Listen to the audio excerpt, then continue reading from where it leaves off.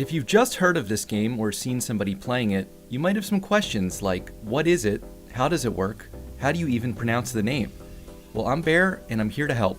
To start, while the name remains a topic of debate, it is pronounced Balatro, according to this trailer, and it is a roguelike, which means the gameplay is broken up into individual runs that can have huge variance from one to the next. Randomized encounters and elements of luck mean you can reach the highest of highs Oh my god.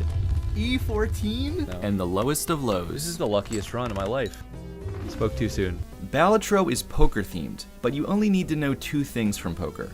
First, that the cards in a deck are split into 4 different suits and 13 different ranks. And second, what the different hand types you can play are.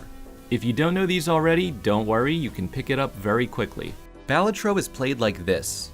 You draw your cards, then you have a limited number of discards and played hands, which you must use to reach the indicated target score. Use your discards to hunt for better scoring hands rather than just play whatever you can. In the early game, try looking for flushes, straights, and full houses. Flushes in particular are easy to draw while still scoring a good amount of points. If you reach the target score, you move on. If you use all of your hands and still come up short, you lose, and will have to try again. How many points a hand scores is calculated by this equation here. The number on the left, which is called the chips, is multiplied by the number on the right, which is called the mult. These numbers will start at a base value depending on what hand type you play. If you select cards, you can see here which hand type you are about to play and what the base score will be. If you click on this very useful Run Info button, you can see the current base score for each possible hand type. Keep an eye on this, because sometimes a hand which is usually worse can end up being stronger if you've leveled it up enough. Here you can see that a high card actually has a stronger base score than a pair, even though a pair is usually a better hand. The cards you play will also add a base value of chips equal to their rank. Each of these 2s will add 2 chips when they are part of a scoring hand. To go beyond these base values and really start scoring some points, you will need to add jokers or enhance the cards in your deck. There are 3 types of effects that can further increase your score. Plus chip effects will add to the left side of this equation. Plus mult effects will add to the right side.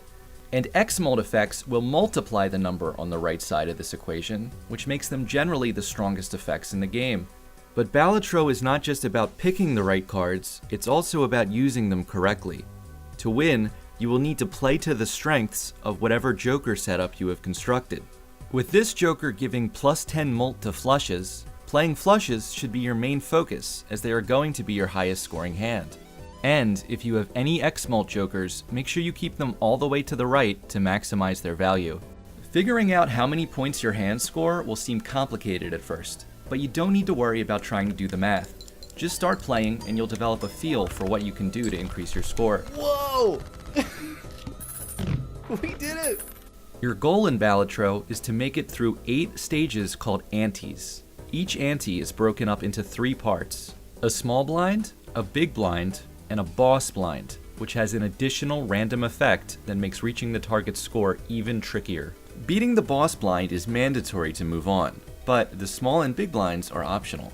If you choose to play them, you will have to reach the target score to continue. You will also get paid.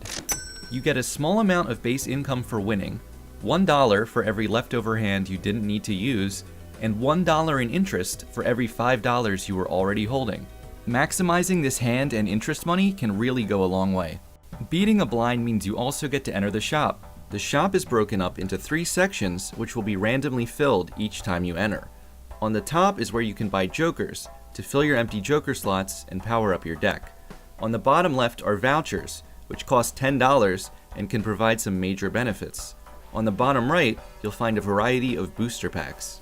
These will let you add new playing cards, new jokers, planet cards, which can make certain hands stronger, tarot cards, which give you all sorts of strong benefits, and spectral cards, which can alter your deck in the craziest ways of all. Remember, you can also choose to skip the small and big blinds, and if you do, you'll be rewarded with a skip tag bonus. But you will not get the money for beating the blind, or get to enter the shop. Choose wisely, because the target score you need to reach will increase as the game goes on. The shop is the main way to make your deck stronger and score bigger hands. If you improve your deck and jokers enough, you'll be able to score the 100,000 points you need to beat Ante 8 and win the game. But Balatro has so much depth and replayability that you won't want to stop there.